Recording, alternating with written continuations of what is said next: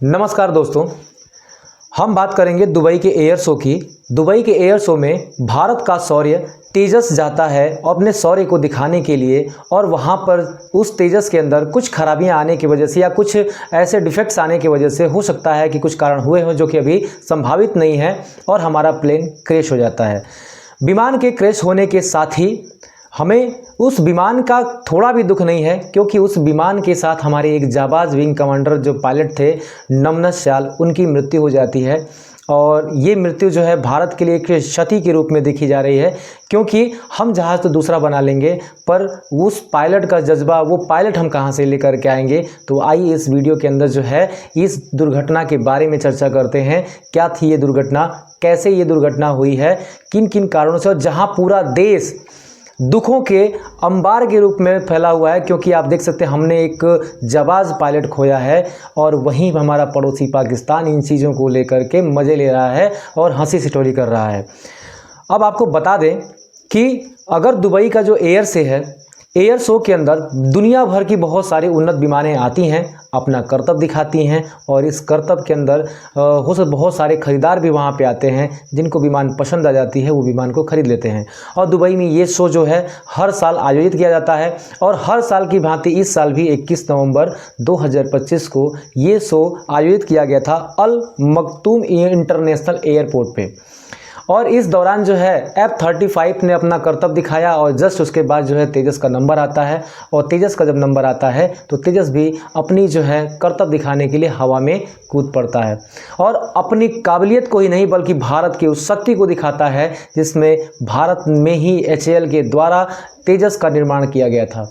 और तेजस कह सकते हैं कि एक सिंगल सीटर सिंगल इंजन का एक विमान था, तेजस MK1, और यह विमान जो है हवा में बहुत अच्छे से करतब दिखा रहा था। आप ये कह सकते हैं कि हवा में कई गुलाटियां कर रहा था, लेकिन अचानक कुछ ऐसा होता है कि विमान सीधे नीचे की ओर आता है, और नीचे की आने की तरफ विमान आता तो उल्टा है, लेकिन आने के बाद कुछ समय ऐसा लगता है कि विमान जो है सीधा भी हो जाता है, और उस पायलट के द्वारा जो है हमको लगता है कि शायद कंट्रोल ना हो पाया हो या कोई खराबियां आई हो, उसकी वजह से वो विमान ऊपर नहीं जा पाती और धड़ाम से नीचे आती है और एक आग के गुब्बारे के रूप में फैल जाती है।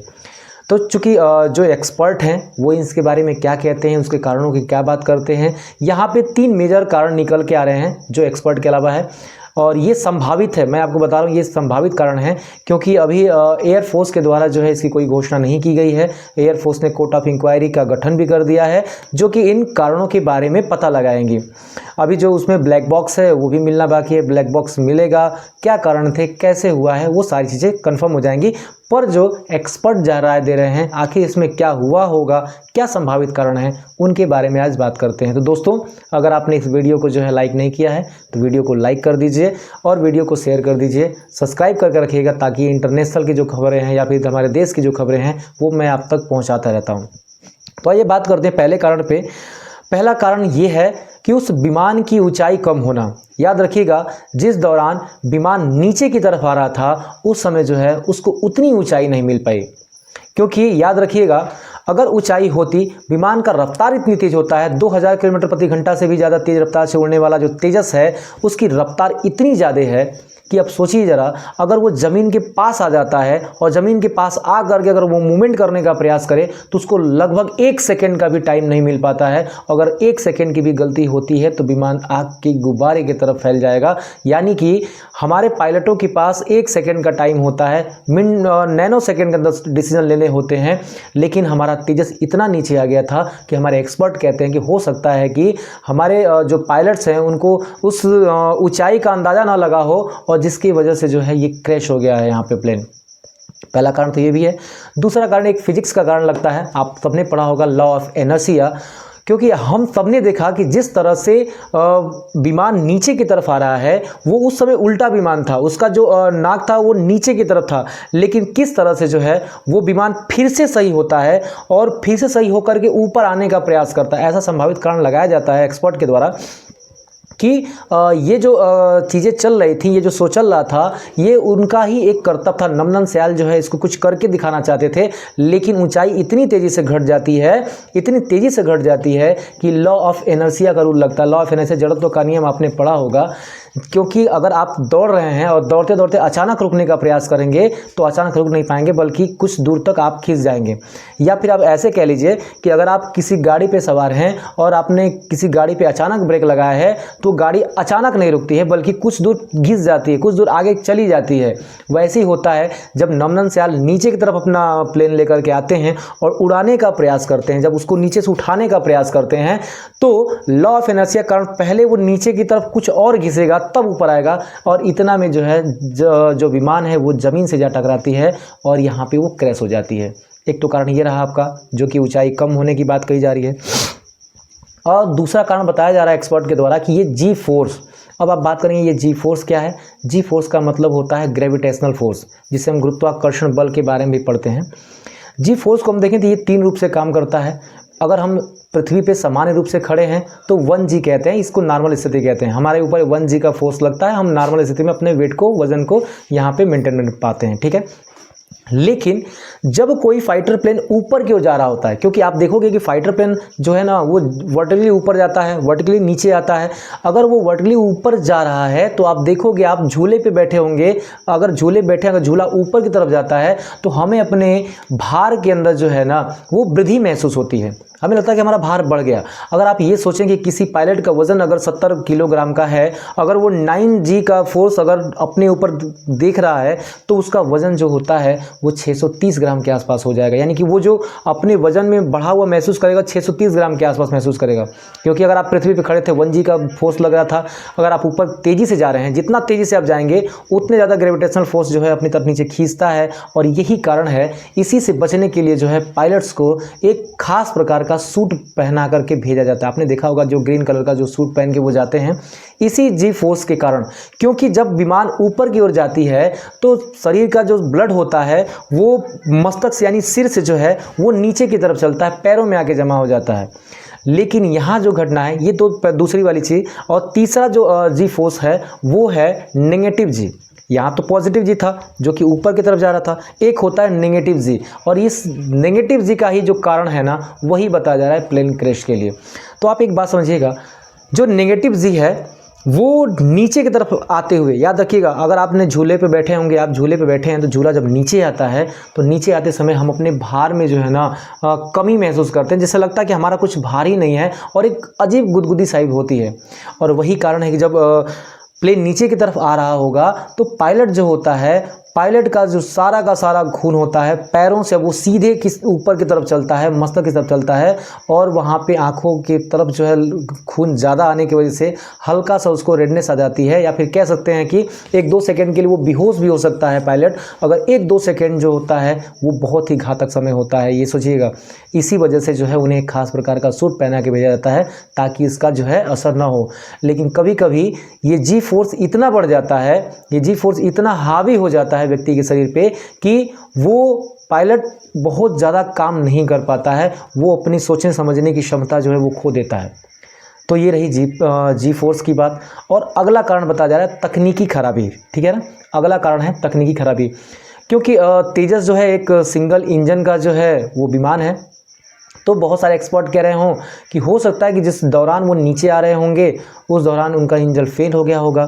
और जब भी किसी विमान का इंजन फेल होता है, आपने राफेल के बारे में सुना होगा, सुखोई 30 के बारे में सुना होगा, ये डबल इंजन के विमान हैं। अगर एक इंजन बंद भी हो जाता है, एक इंजन ख़राब भी हो जाता है तो दूसरा इंजन इनको लैंड करा देता है। लेकिन वहीं तेजस के पास ऐसा बात नहीं है। तेजस में केवल एक ही इंजन है और ये एक इंजन होने के साथ जो है जब वो लैंड करेगा, या फिर आप कह सकते हैं अगर एक इंजन ये ख़राब हो गया तो सीधे आकर के नीचे धड़ाम से गिरता है, ठीक है।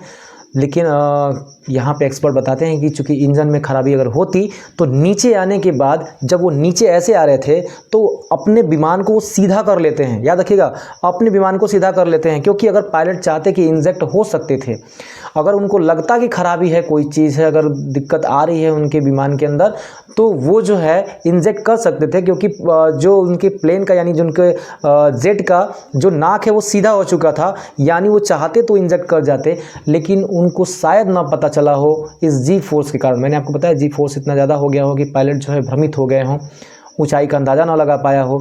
और हो सकता है कि दुबई जैसे जगह पे आसमान और नीचे का जो बालू का जो पूरा गुब्बार होता है उन दोनों में कोई अंतर नहीं हो पाता है जल्दी पायलट्स को, तो हो सकता है इसके कारण भी जो है कुछ दिक्कतें आई हों।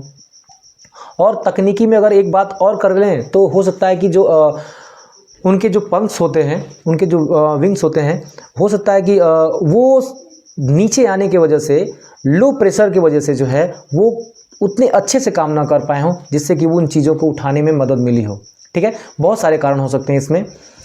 तो बहुत सारे मेरे साथी जो है कमेंट्स भी कर रहे थे, मैंने जो शॉर्ट वीडियो डाला था, कहते सर क्या तेजस के ऊपर कोई प्रभाव पड़ेगा, क्या तेजस की छवि जो है पूरी दुनिया में ख़राब होगी, क्योंकि पाकिस्तान जैसा देश मजाक उड़ा रहा है इन चीज़ों को लेकर। पाकिस्तान जैसा देश अपने नाम का एक पंखा नहीं बना पाया, वो तेजस क्या बना पाएगा, वो फाइटर प्लेन क्या बना पाएगा, वो चंदे मांग करके दूसरे देशों से विमान खरीदने वाला देश हमारा मजाक क्या उड़ा पाएगा, ये तो अलग बात है।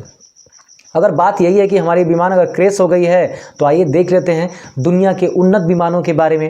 तो हम बात करें अगर F-35 दुनिया की सबसे उन्नत विमानों में से एक है, जो कि 5वीं पीढ़ी की स्टिल्ट फाइटर प्लेन है, अमेरिका के द्वारा बनाई जाती है और बहुत ही महंगा विमान है। ये अब तक 13 से अधिक बार जो है पूरी तरह से क्रैश हो चुका है। अगर हम थोड़ा सा बात कर लें इसमें अभी हाल फिलहाल की घटना, तो 2023 की घटना है। अमेरिका के साउथ कैरोलिना में जो है ना F-35B जो है वो क्रैश हो जाता है। हो सकता हाँ पायलट जो है चूँकि इंजेक्ट करके निकल जाता है, बट ये विमान पूरी तरह से क्रैश हो जाता है। वही 2022 के अंदर भी जो है आपका F-35C एयरक्राफ्ट कैरियर पे उतर रहा था और वहाँ क्रैश हो गया और क्रैश होकर के पानी में गिर जाता है।